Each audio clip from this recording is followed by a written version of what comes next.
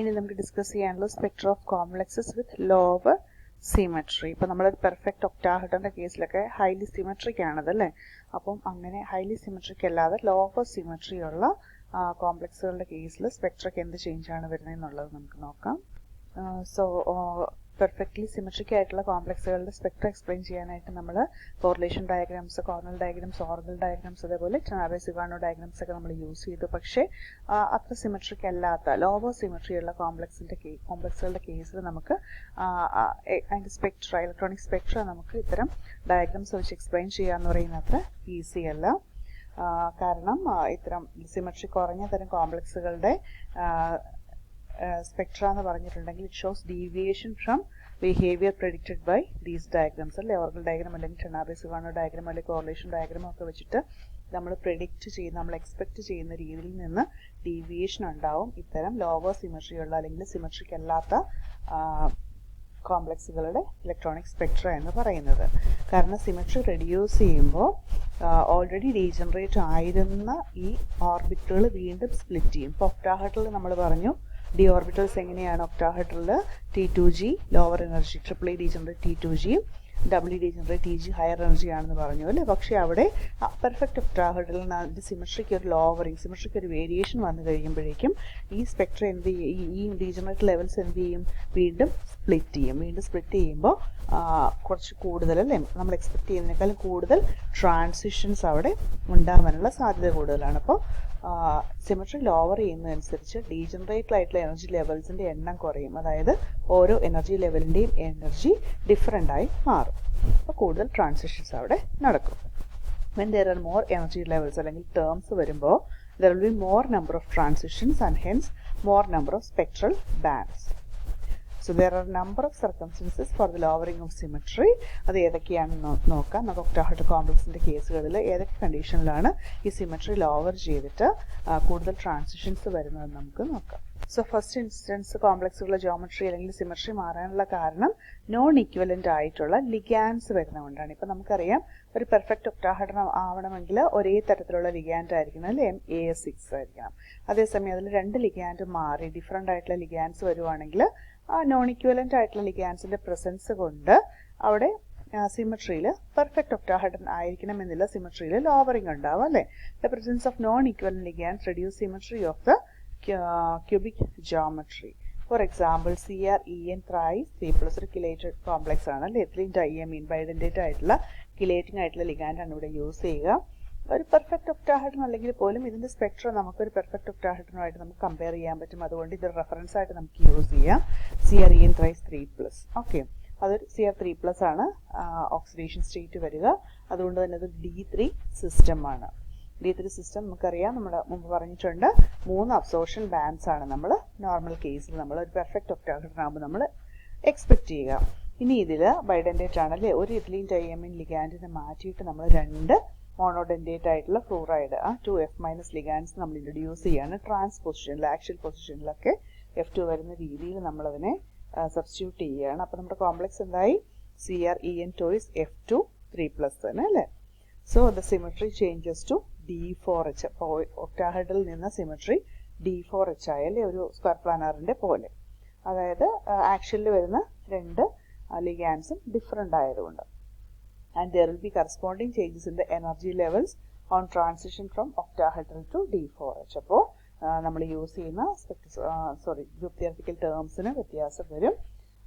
where each term is split into 2 new terms. Octahedral triple E degenerate ആയിട്ടുണ്ടായിരുന്ന ആ degenerate ലെവലിൽ എന്ത് പറ്റും, വീണ്ടും പുതിയ 2 ടേം ആയിട്ടത് സ്പ്ലിറ്റ് ചെയ്യും. ഇയും എയും അല്ലെങ്കിൽ ഇയോ ബിയോ ആയിട്ടത് സ്പ്ലിറ്റ് ചെയ്യും. സോ ടോട്ടൽ അവിടെ എത്ര ട്രാൻസിഷൻസ് ഉണ്ടാവും, 6 ട്രാൻസിഷൻസ് ഉണ്ടാവും. നമ്മൾ പെർഫെക്റ്റ് ഒക്ടാഹെഡ്രൽ ആയിരുന്നപ്പോൾ നമ്മൾ 3 ട്രാൻസിഷൻസ് കിട്ടിയ സ്ഥലത്ത് ഇപ്പോൾ ജോമെട്രി ലോവർ ചെയ്തപ്പോൾ 2 ഡിഫറെൻറ്റ് ലിഗാൻഡ് സബ്സ്റ്റിറ്റ്യൂട്ട് ചെയ്ത് ജോമെട്രി ലോവർ ചെയ്തപ്പോൾ അവിടെ 6 ട്രാൻസിഷൻസ് വരും. സോ ഈ ഫിഗർ നോക്കുവാണെങ്കിൽ നമുക്കറിയാം ഇവിടെ T2G ആയിരുന്നത്, ഒക്ടാഹെഡ്രൽ T2G ആയിരുന്നു, D4H ആകുമ്പോൾ വരുന്ന വ്യത്യാസം അല്ലേ. ക്വാർട്ടറ്റ് A2G എന്ന് പറയുന്നത് ക്വാർട്ടറ്റ് B1G ആയി, ടേം മാറിയെന്ന് മാത്രം.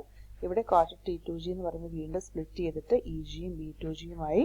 അതുപോലെ T1G സ്പ്ലിറ്റ് ചെയ്തിട്ട് EGയും A2G ആയിട്ട് മാറുകയാണ് ചെയ്യുന്നത്. വീണ്ടും T1G സ്പ്ലിറ്റ് ചെയ്തിട്ട് A2G EG ആയിട്ട് പിയിൽ നിന്നുള്ള അല്ലെ പി ടേമിൽ സ്പെക്ട്രോസ്കോപ്പിക് ടേമിൽ നിന്നുള്ള T1G സ്പ്ലിറ്റ് ചെയ്തിട്ട് A2G EG ആയി മാറും. ഈ രീതിയിൽ സിമെട്രി ലോവർ ചെയ്യുന്നതനുസരിച്ചിട്ട് ടേംസ് വീണ്ടും സ്പ്ലിറ്റ് ചെയ്യുന്നതുകൊണ്ട് കൂടുതൽ നമ്പർ ഓഫ് ട്രാൻസിഷൻസ് ഇവിടെ പോസിബിൾ ആണ്. ഇവിടെ നമുക്ക് നോക്കിയേ, ഇതാണ് നമ്മുടെ ബേസ് എന്ന് പറയുന്നത് അല്ലെ, ഗ്രൗണ്ട് സ്റ്റേറ്റ്. ഇവിടുന്ന് ട്രാൻസിഷൻ 1, ട്രാൻസിഷൻ 2, ട്രാൻസിഷൻ 3 ആയിരുന്നു പോസിബിൾ ആയിട്ടുള്ളത്. പക്ഷേ ഇവിടെ നോക്കിക്കേ, ഇവിടെ നിന്ന് 1, 2, 3, 4, 5, 6 ട്രാൻസിഷൻസ് പോസിബിൾ ആവും. അപ്പോൾ ഡിഫറെൻറ്റ് ലിഗാൻസ് വരുന്നത് കൂടാതെ സിമെട്രി ലോവർ ചെയ്യാനായിട്ടുള്ള ഒരു കണ്ടീഷൻ, ഒരു സിറ്റുവേഷൻ എന്ന് പറയുന്നത് ജോൺടെല്ലർ ഡിസ്റ്റോർഷൻ ആണ്. ഡെഫിനിഷൻ നമുക്കറിയാം. Jahn Teller distortion states that for a non-linear molecule in an electronically degenerate state, distortion must occur to lower the symmetry, remove the degeneracy and lower the energy. അപ്പോൾ ഒരു non linear ആയിട്ടുള്ള മോളിക്യൂളിൻ്റെ കേസിൽ electronically degenerate ആയിട്ടുള്ള energy levels എന്ത് പറ്റും, അത് symmetry lower ചെയ്തുകൊണ്ട് അതിൻ്റെ ഡീജനറസി റിമൂവ് ചെയ്തിട്ട് ഈ എനർജി ലെവൽസ് സ്പ്ലിറ്റ് ചെയ്യും അല്ലേ. എന്തിനു വേണ്ടിയിട്ട് അങ്ങനെ സ്പ്ലിറ്റിംഗ് നടക്കുന്നത്? മോളിക്യൂളിൻ്റെ ഓവറോൾ എനർജി നമ്മൾ കാൽക്കുലേറ്റ് ചെയ്യുമ്പോൾ എനർജി ലോവർ ചെയ്ത് സ്റ്റെബിലിറ്റി അച്ചീവ് ചെയ്യാൻ വേണ്ടിയിട്ട്. So D1, D2, D4, D5, D6, D7, D9 configurations ജോൺടെല്ലർ distortion തരും. D1, D2, D4, D5 low സ്പിന്നും D6 ഹൈ സ്പിന്നും D7 ആൻഡ് D9 ആകുമ്പോൾ ലോയും ഹൈയും അല്ലേ. ഇത്തരം കോൺഫിഗറേഷൻസ് ആണ് JT ഡിസ്റ്റോർഷൻ തരിക. സോ സ്പെക്ട്രൽ സ്റ്റേറ്റ്സിൽ നമ്മൾ എക്സ്പെക്ട് ചെയ്ത പാറ്റേണിൽ നിന്ന് ഡിഫറെൻ്റ് ആയിരിക്കും സ്പെക്ട്രൽ ടേംസ്. ഒരു 1-2 എക്സാമ്പിൾസ് നമ്മൾ മുമ്പ് കണ്ടിട്ടുണ്ട്. നമ്മൾ ഒറ്റ പീക്ക് അല്ലെങ്കിൽ ഒറ്റ ബാൻഡ് എക്സ്പെക്ട് ചെയ്യുന്നിടത്ത് ഡബിൾ ആയിട്ടത് സ്പ്ലിറ്റ് ചെയ്യുന്ന സിറ്റുവേഷൻ ജോൺടെല്ലർ ഡിസ്റ്റോർഷൻ കാരണം. ജോൺടെല്ലർ ഡിസ്റ്റോർഷൻ തരുന്ന 1-2 സ്പീഷീസ് കോംപ്ലക്സുകൾ നമുക്ക് നോക്കാം. TH216 ആണ്. അതൊരു D1 കോംപ്ലക്സ് ആണ്. അതിൽ നമ്മൾ എക്സ്പെക്ട് ചെയ്യുക ഒരു സിംഗിൾ അബ്സോർഷൻ ആണല്ലേ. പക്ഷേ സ്പെക്ട്ര നോക്കുകയാണെങ്കിൽ നമുക്ക് 2 അബ്സോർഷൻ ബാൻഡ്സ് കാണാം സിംഗിൾ ബാൻഡിന് പകരം. This is due to Jahn Teller distortion.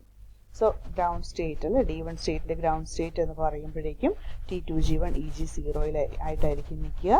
Excited state എന്ന് പറയുമ്പോൾ ഈ ഇലക്ട്രോൺ എങ്ങോട്ട് പോയി, EG-ലോട്ട് പോയി. T2G0 EG1 ആയിട്ടായിരിക്കും ഗ്രൗണ്ട് സ്റ്റേറ്റ് നിൽക്കുക. Okay. The asymmetric occupation of energy levels may lead to the splitting of energy levels. Ground state doublet T2G term. 2D ആണ് ഇതിൻ്റെ ഫ്രീ അയൺ ടേം എന്ന് പറയുന്നത്. സോ ഒക്ടാഹെഡ്രൽ ആയിരിക്കും അത് ഡബിളറ്റ് T2Gയും ഡബിളറ്റ് TGയും ആയിട്ടാണ് നിൽക്കുക.